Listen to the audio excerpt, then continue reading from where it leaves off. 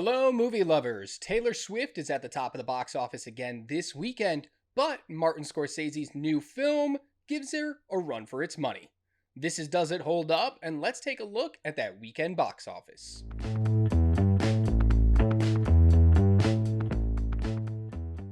In first place is Taylor Swift The Eras Tour after its second week with another $33.2 million, a 64% drop, which is a really big drop, but when you're a concert film that everybody rushes out to see the first weekend, this is exactly what was expected. In fact, it might be a little better than I thought it was going to do. She's now taken in $131.9 million.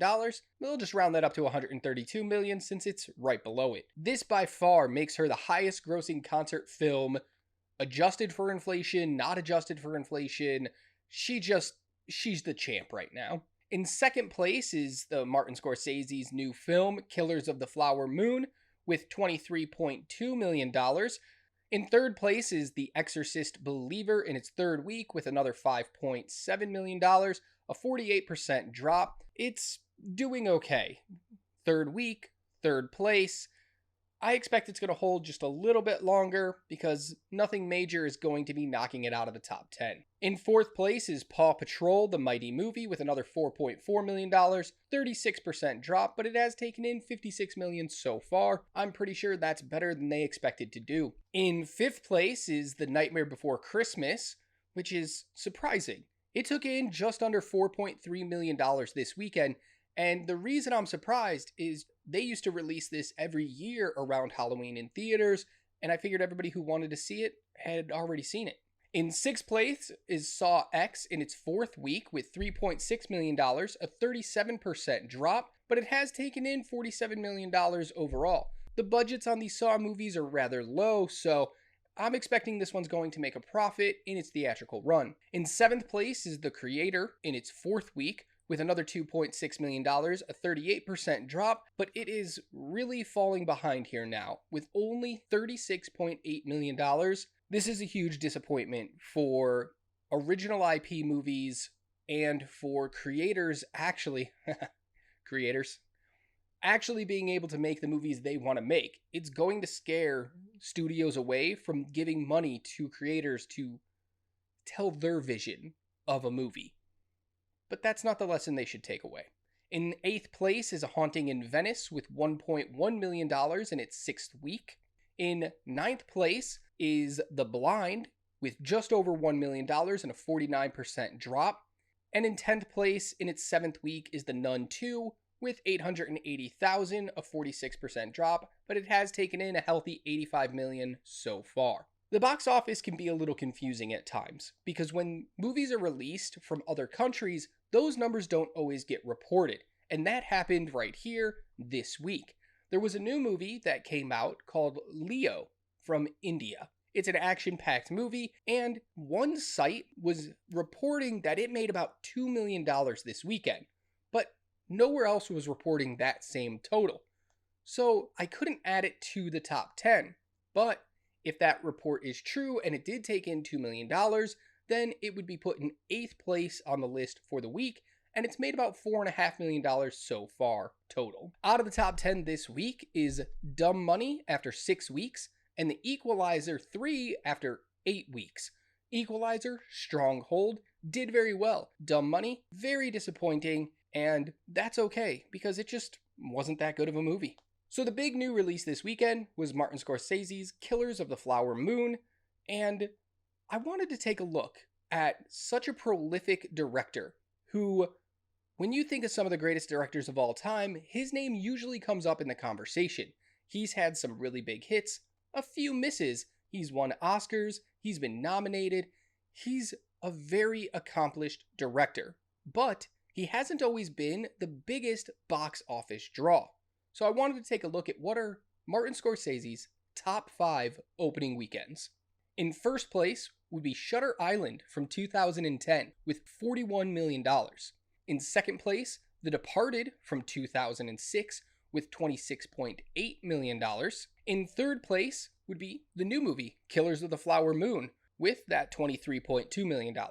In fourth, The Wolf of Wall Street from 2013 with $18.4 million. And in fifth place, Hugo from 2011 with $11.3 million. If you've never seen Hugo, I suggest you go check it out. It's a really good movie that's just a love letter to cinema. And Martin Scorsese was probably the best person to make this film. But you know what we do. We can't just leave it alone. We have to adjust for inflation to see where all of these movies land.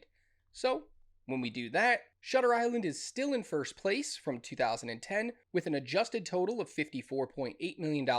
The Departed is still in second place from 2006 with $43.2 million.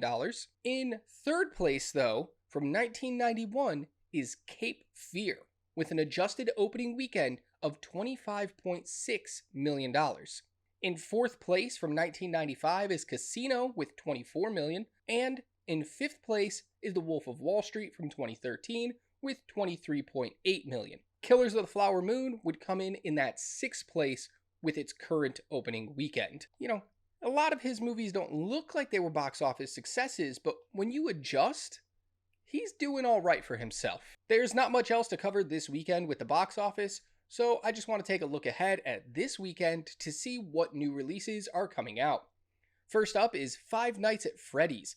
It's a movie based on a video game that a lot of people used to play about 10 years ago. A man takes a job as a security guard at an old pizzeria, but something is wrong. The animatronics are possessed by kids who were killed in the back room of the pizzeria, and they want revenge. It stars Josh Hutcherson, Matthew Lillard, and Elizabeth Lail. It's directed by Emma Tammy, but here's the thing. I predict it's going to do pretty well. People are really excited for this movie to finally hit theaters, so it's going to open up probably around 20 to 25 million. The biggest issue that it's facing right now is it's going to be streaming on Peacock the same day it releases into theaters, which is this Friday, October 27th. I thought we were past this whole day and date thing, where movies came out on streaming at the same time as theatrical releases. What is Peacock thinking here? There's a lot of hype for this movie. A lot of people really want to see it. Are you hurting that badly with subscribers that you need to force them to subscribe?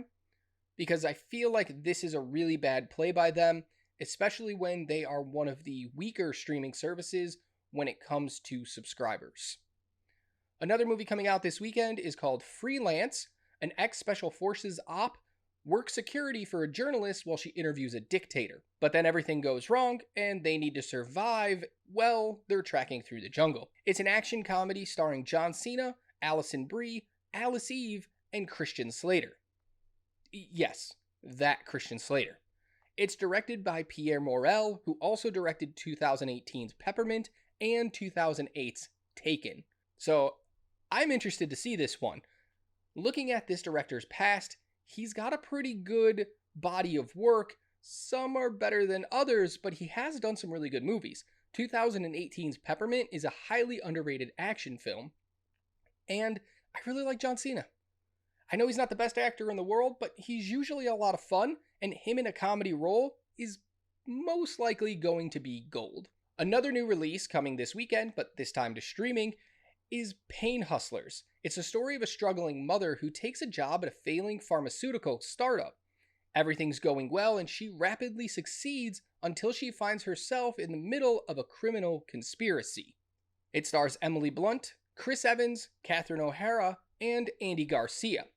Directed by David Yates, the man behind the Fantastic Beasts movie, The Legend of Tarzan, and the last 4 Harry Potter films. It looks like a really interesting film with a great premise, a stacked cast, and a good director. I'm interested to check this one out. It begins streaming on Netflix this Friday, October 27th. Let me know in the comments below if you're going to be checking out Five Nights at Freddy's or one of these other movies, or one I didn't even mention. That's it for this week. Check in next week to see how these movies performed over the weekend when I return with some more box office numbers. Until then, be good to yourself, be kind to others, and keep watching movies.